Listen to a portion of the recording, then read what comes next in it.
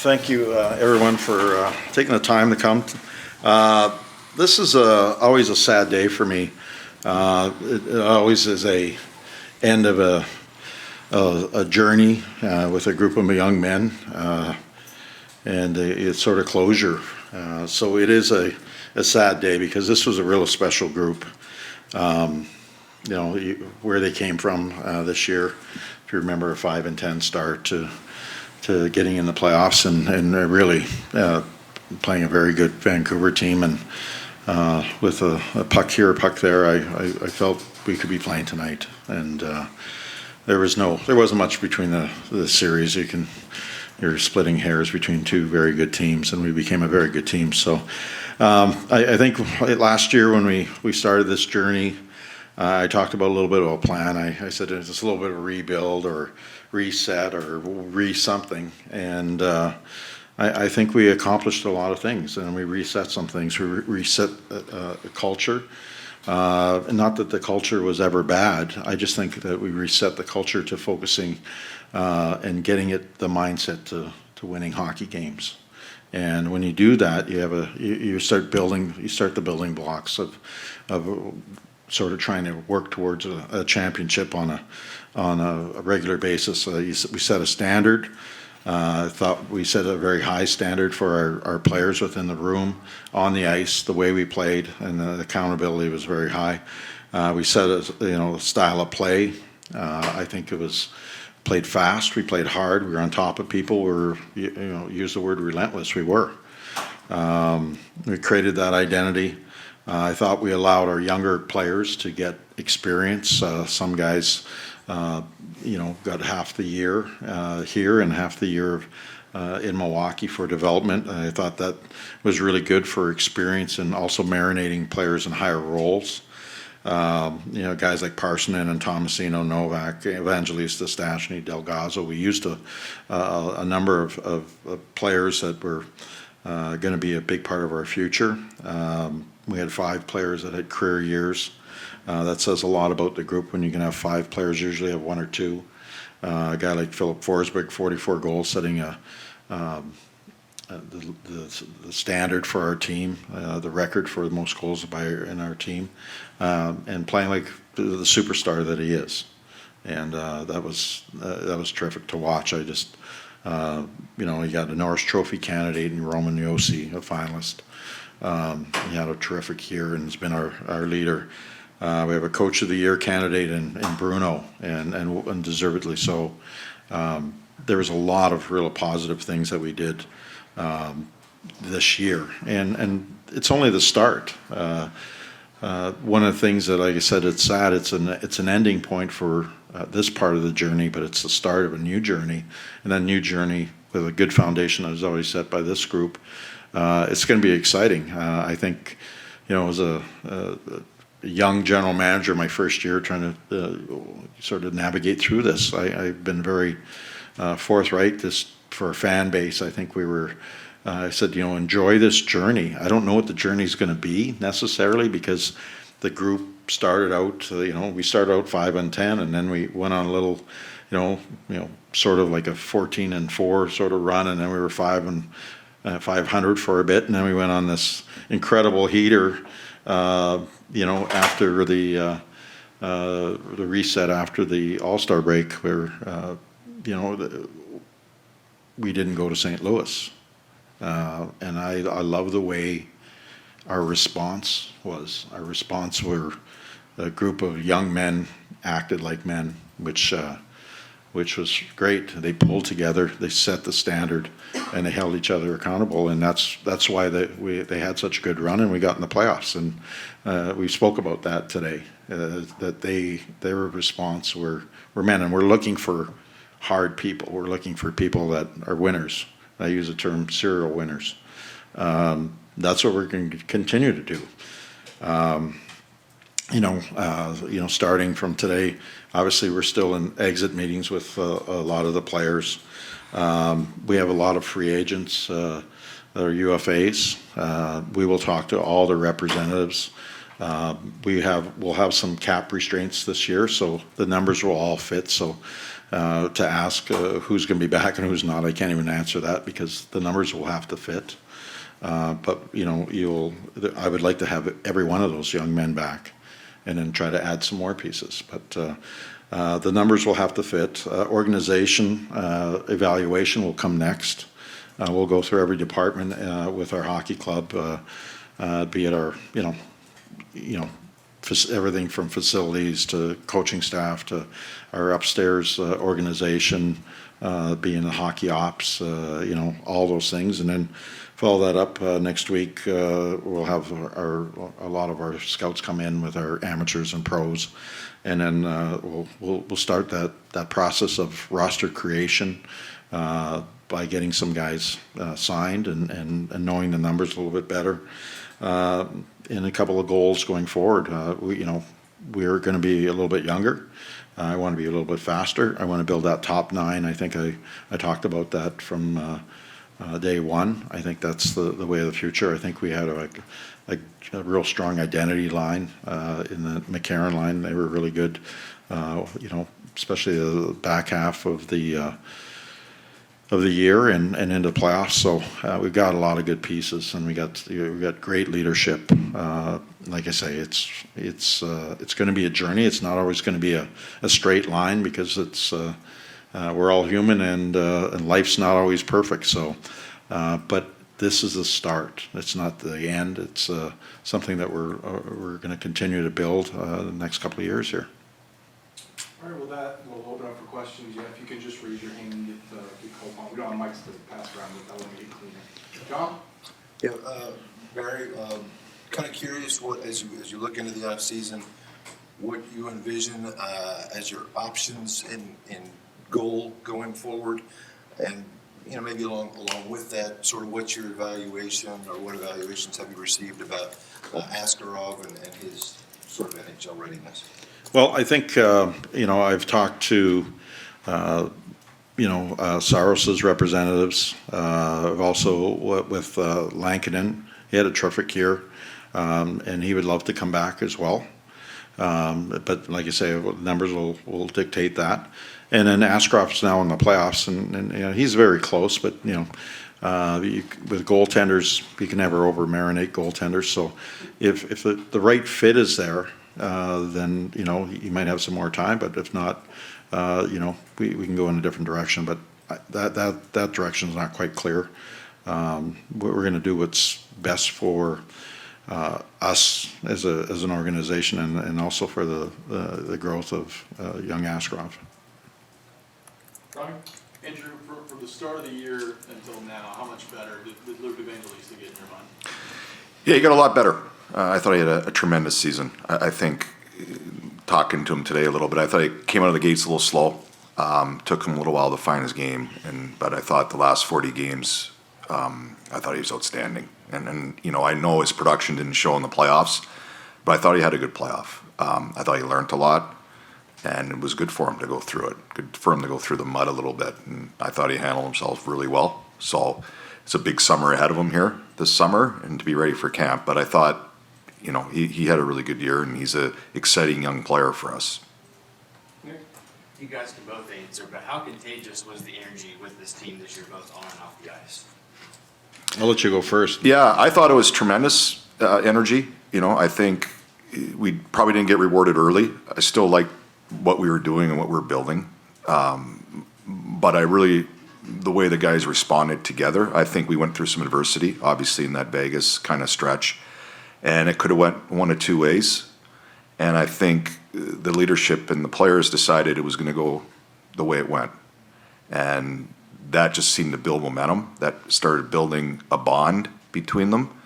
And to watch and to sit back, watch them night after night, and how much they cared about each other. And I mean, for me, it's one of the most special times I've had with the team to go through that long. That's playing and coaching and being around them. So the energy was really high. I thought they had fun together. They had joy. And what they did was tremendous and remarkable. And I think there's a lot of hurt today. There's a lot of pain. because when you're with a close group that way, you never want to stop playing hockey. And unfortunately, it happened the other night, and it hurts. It hurts me. It hurts. And Barry was talking about this, not a fun day, and it's a hard day. I think I said a little bit earlier, I've gone through so many series, and I'm a big believer the best of seven, the best team wins. And I've left many of them, almost all of them, where I believe that. I didn't, even when you don't win, the best team won. I don't feel that this time. And there's only one other time in my career I felt, we deserved a little better. And it didn't happen, but to be part of this group and be part of that energy and that enjoyment with each other was really special in my career. Barry, anything to add? Yeah, actually, he touched on something that reminded me of something in the past. And the year before, we won the cup with Washington. The year before, I really felt we played the Pittsburgh series, and I obviously came here in the finals. I really felt that we should have won that series, and it hurt. It hurt a lot, and not too many times you feel that way. I'm with Bruno. The best team wins, usually the seven, but the odd time you come away and going, we should have won that, and I felt that way. Next year we ended up winning the cup, and because we won the cup, I felt that a lot of that hurt sort of drove us to get better, and we were a good enough team to win a cup. And we'll hopefully use that hurt to drive us going forward. Gentry and then Alex. Yeah. Barry, you've talked about trying to get the franchise out of the bushing middle, so to speak, in the league. And we're still there. Do you view that, though, after all the changes and everything went through the season, is it a good thing at this point? Or Well, it is a good thing for all those reasons of culture and all those things. We're going to have to put a big value on our drafting, and you're going to have to put a big value on free agency or trades going forward. And we'll have we have some of those assets. We also have some of those. We're gonna have that ability for free agency. Nashville is a destination team. Look at the last year's Stanley Cup champions. They didn't really use much of the draft. So there's different ways of doing it. But we have some draft capital that will allow us to be flexible and use those assets to acquire. And that's what we're going to have to do. But do you think, it's a hard thing to do sometimes because there's some teams, there's no guarantees. The draft's tonight, the NHL draft's tonight. And if you want to be the worst team, it doesn't mean you're getting the best player. There's no guarantees. And, I look at organization like there's a couple of organizations in the NHL have been in a rebuild for a dozen years. I don't feel that was ever necessary. I think there's good enough players, and we're in a good enough situation as an organization and a destination that we can find our way with different navigation and be the worst team, get the best player, and try to rebuild for 8 or 10 years. That's a draft lottery you just talked about this tonight. Yeah. Alex? Yeah. Yeah, Bruno, how much did you consider playing Cody Glass in the series that we saw? And what were your reservations behind not putting him in? Well, I considered everything throughout the series, and he was definitely a strong consideration. I just felt for the fit and for the type of season he had, I just felt, Parson might have been a better fit for that game. And we thought about in a couple different games of putting Cody in. He just really, to me, his play wasn't up to the standard that to put him in. I didn't know if I was going to overly help the team enough.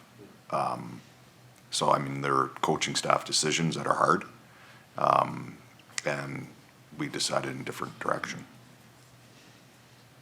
Joe, did you have one? Yeah, Barry, how important do you think it is to have something resolved either way with Saros this summer, whether it's an extension or? Well, I can't do anything till July 1, really, but we'll be in talks. I'm sure it's not going to be definitely a July 1 announcement probably. I think it's going to be a process with his people, his representatives. But I do know this, that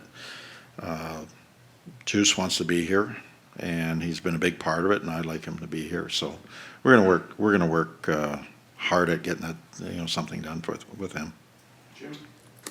Yeah, you mentioned Yost in your open, and you've had kind of a unique perspective on his entire career. How impressed are you? I mean, you've seen him coached against some of the best defensemen in the league. For him to be doing what he's doing on the other side of 30 and playing at a level He's not, I look at Yost, he's not aging. I think whatever he's doing in Switzerland, we've got to get it over here, because he's what I see in Yost is a young man who's keeps growing, not only as a player, because he's had to adjust to the way we're playing. He got off to a little bit of a slow start, because he was used to grabbing the puck and going from goal line to goal line every time he was out there, and the way we play, we don't necessarily do that, and that was a little foreign to him. And he after probably 15, 16 games, he started really taking off and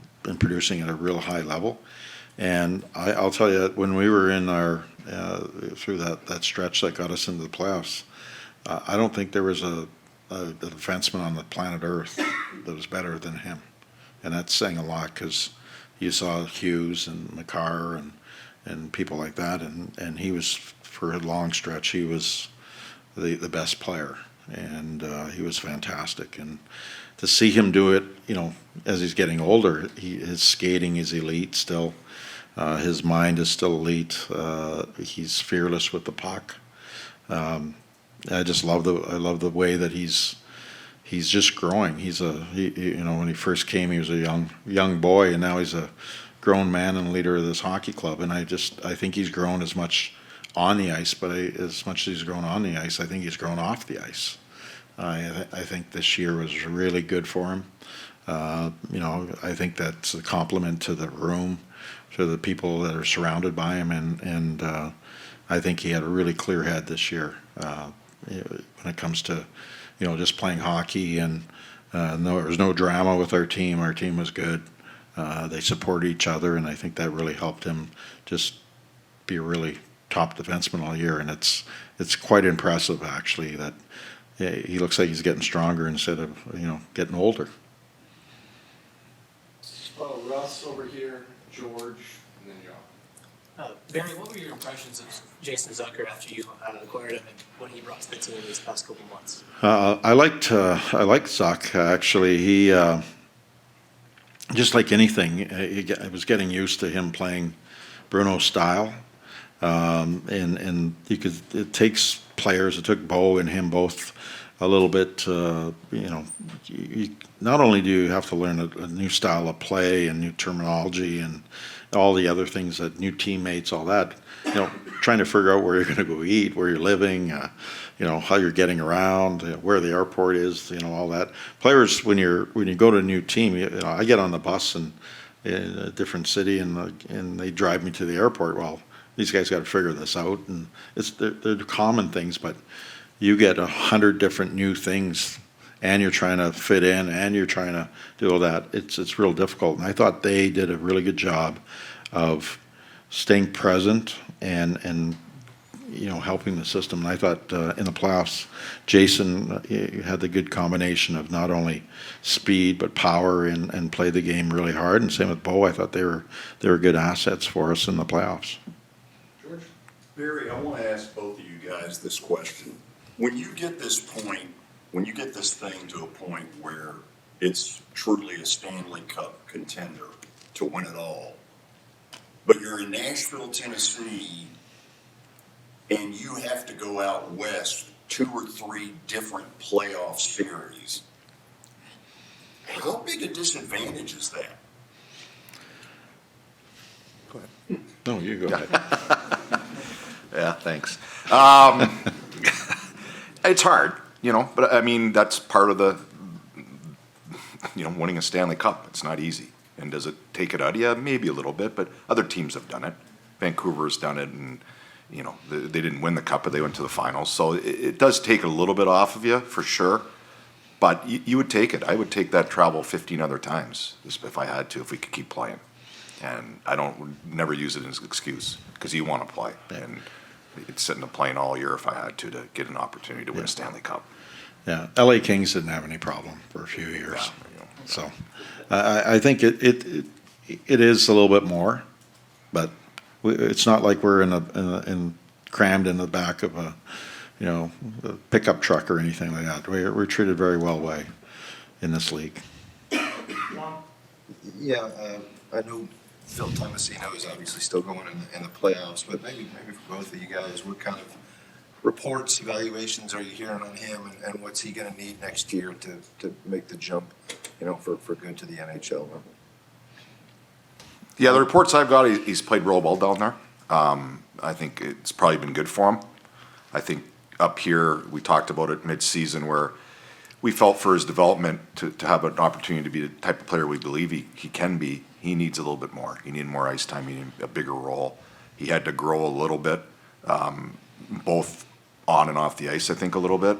And from all reports I got, he's right on course.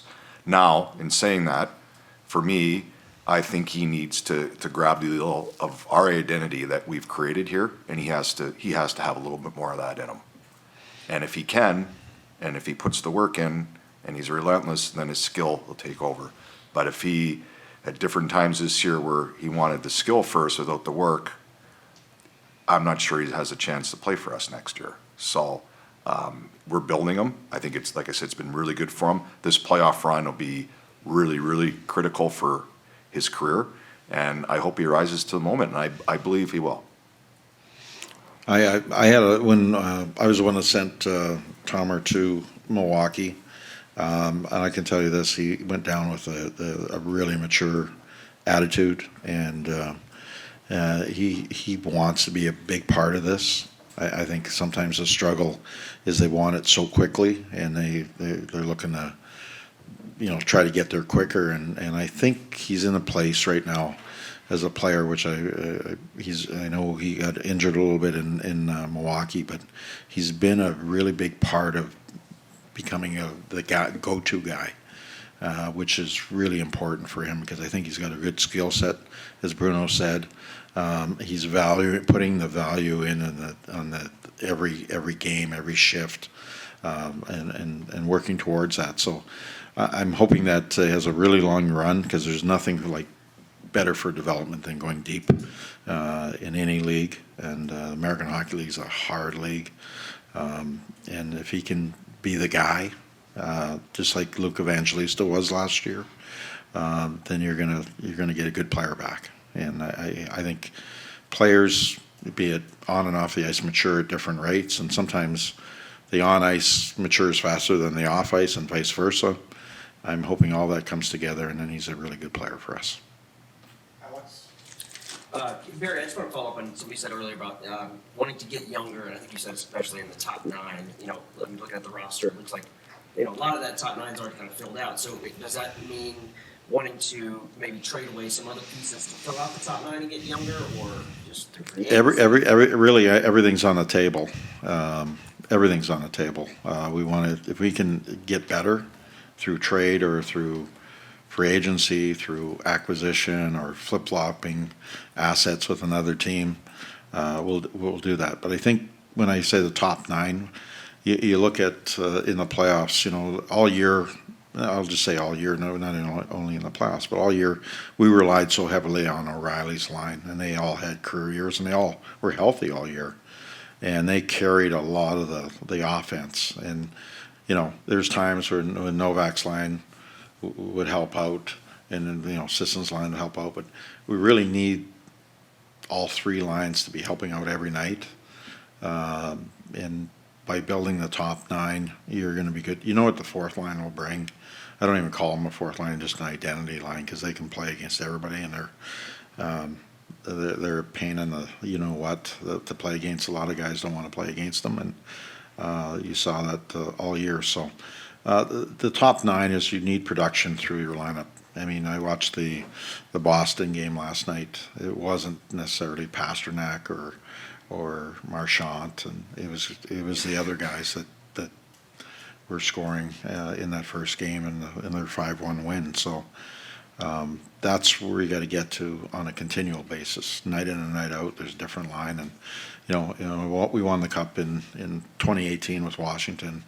A lot of times those top lines will cancel each other out, especially in the playoffs, and then it's the next group that really can. I had a line of Burkowski and Conley and Eller, and you'd be amazed how many big goals they scored. And a guy like Smith Pelly on the fourth line, I think he had 4 or 5 goals all year, and he had 7 in the playoffs. So those guys make a difference. Your depth does. Barry, one of the first big decisions you made last summer was to hire the guy to your right. What did you learn that was validating about that decision, watching Andrew through a full year? And Andrew, if I can ask you, I guess more open-ended, you knew this place 25 years ago, but you come back, what did you learn about this team, this franchise, however you want to answer it in year one? Who do you want to go first? Yeah, I guess, well, I can go first. For me, being gone 25 years, everything's changed here in a lot of different ways, but a lot of things, and the pride in the organization hasn't changed. I think, it's a family atmosphere. Things have been here. There's wonderful people all through the staff. So that was very comforting. That was very, it talked a little bit last summer, full circle, but it felt an easy transition. You felt sort of back home in a lot of different ways, even though the city's totally different. And the hockey market, when I left 25 years ago, I've said this multiple times, the fans are excited. They didn't really know hockey. Now I see the appreciation of the game of hockey. And again, credit to everybody that's wore a Predator jersey, everybody that's worked for the Predators. They've helped grow hockey in this area to, where it is a hockey town now. And to see that, you're kind of, like I said, I wore the jersey. I feel good about that. And it was fun to come back and see it firsthand. As for the team, I came in with open eyes. And I had a vision and an idea of what I wanted, how I wanted to play. I didn't know if we could get there yet, especially after the first little while. But I was going to be stubborn and have a strong belief in what I think works. And I was going to see it through. And I was very fortunate. Talked about it could go either way at different times during the year. But I was I was going to risk it all sort of thing, because I believe that it has to be done a certain way. And I was very fortunate. The group stayed together, grew tighter, and, had just a wonderful second half of the year.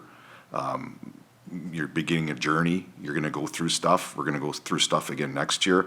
But I think to go through it, it's in the bank. It's not always going to be perfect, but I think we understood what needed to be done when you go into critical times and when there's some adversity and when it gets hard.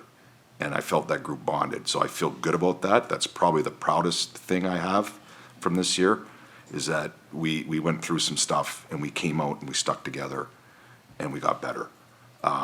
So that's kind of how I felt about this year. I think there's room to get better. And I understand on this journey, it's the beginning, and it might be bumpy next year.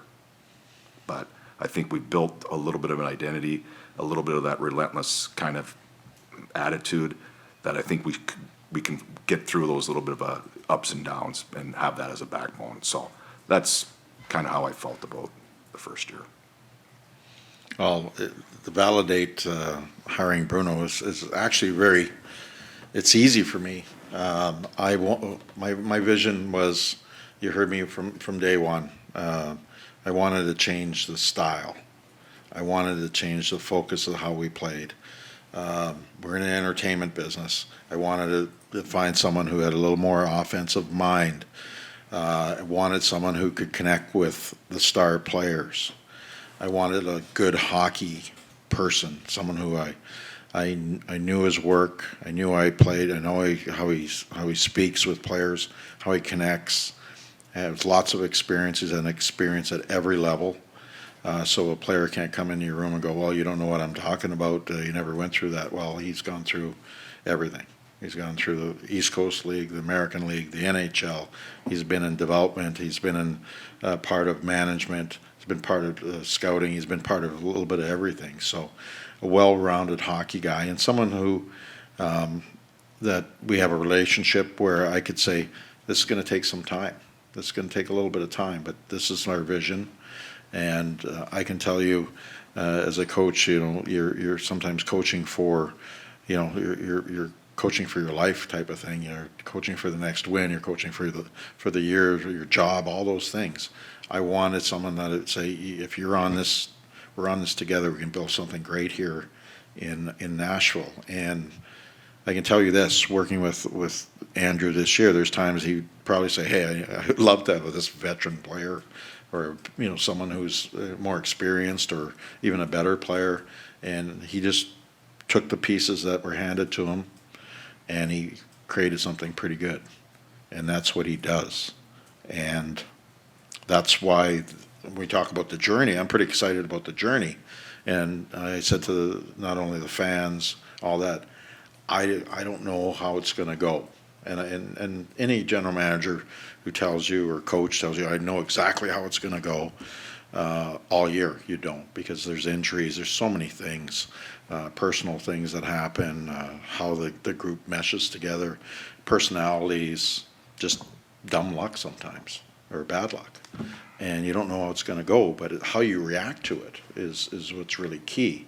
And you need stable, really strong people who've gone through a lot of stuff, and Andrew's gone through that, and he's a hell of a coach, and he's done a great job this year. And so, just like anything, I think it's the whole journey that I'm excited to be with Andrew, is because we've dealt with a lot. I've got a lot of experience on coaching a long time and being a part of the organization, and David Poyle is such a good mentor that I think between us having this journey with the fans who were absolutely wonderful this year, we can build something pretty special here.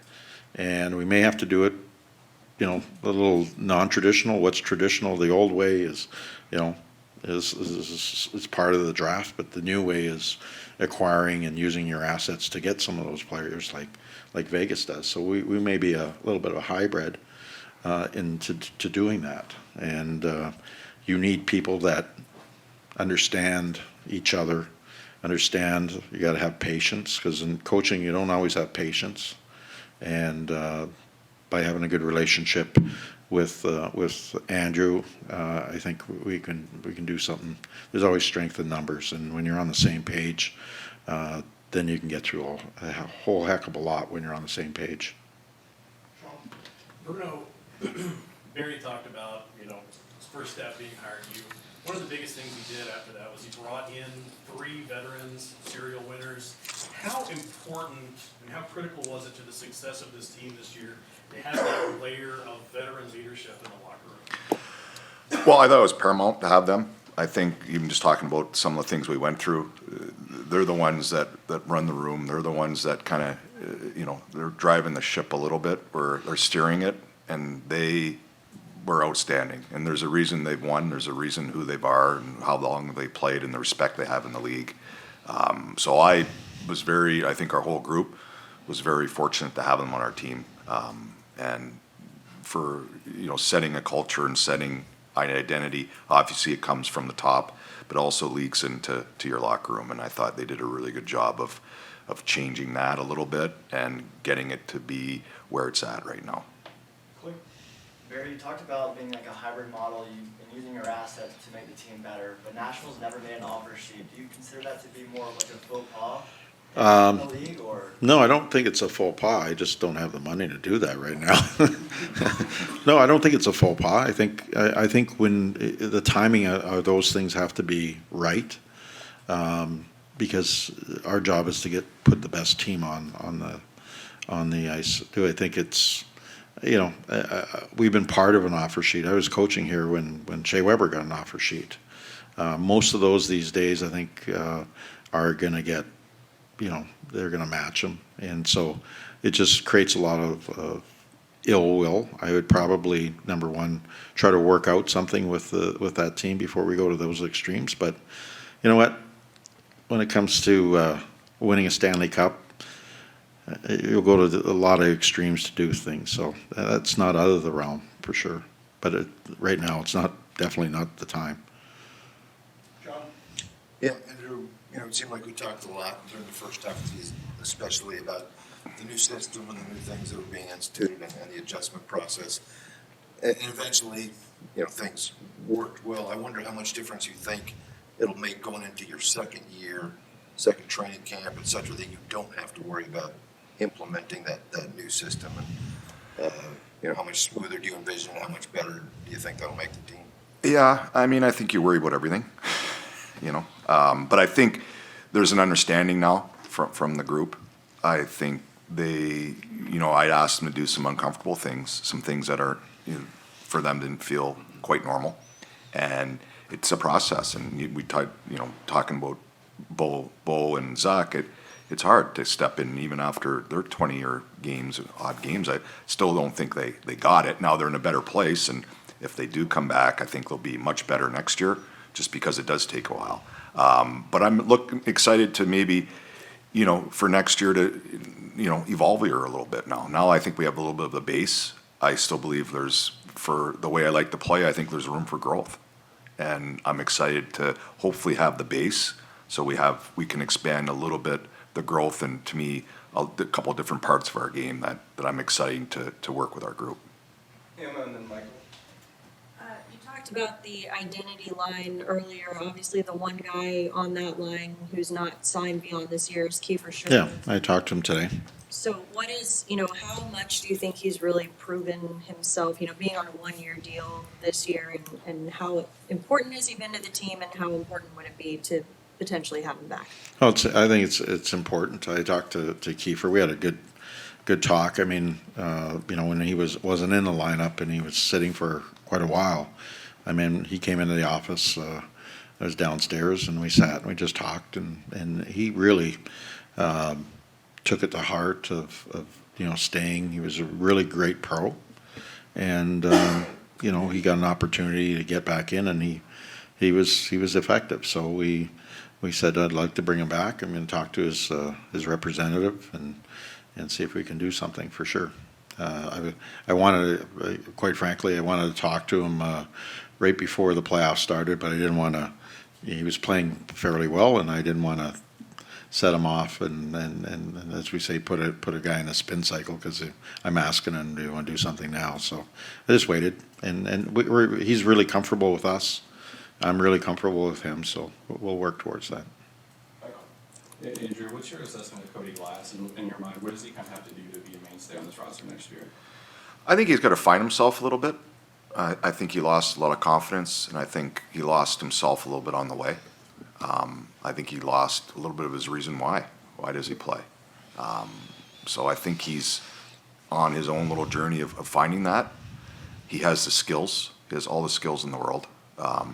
He had a tough year. He got hurt, lost his mojo, came back, got hurt first shift, and then he just had trouble getting his feet underneath him the rest of the year. So for him, I think it's a complete reset, find his reason why he plays, and come to camp, kind of talk to him today that he's got to make the team, and he's going to have to put a really hard summer in, working on his body, working on his game, and working on his mental fortitude here to come to camp and earn a spot. Anything else, Nick? I had asked you this previously, but I don't know how you feel now. You may know where I'm going to go with it. But what have you learned about yourself behind the bench this year? But what have the players taught you about yourself too, and maybe from him? Yeah, again, a good question. I was kind of hoping that was the last question before this one. But, yeah, I think you learn a lot about yourself every day, and I think every group you're with, you learn a little bit more. You learn from the group. I think for myself, there's goals that I probably can be better at, and I think I can be I'm going to strive to be a better communicator. I still think I have another level there. I can strive to be a little bit a better listener.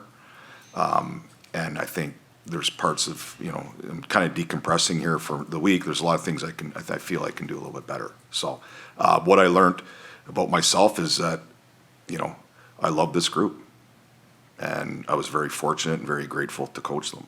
And that is the reason, why I do this. You don't always win, but it's the people you get to do it with. And I'm very grateful that the group that I had this year was a joy for me to come to the rink every day. It was a joy for me to watch them play. More importantly, it was a joy to see how close they got. And that's kind of my why.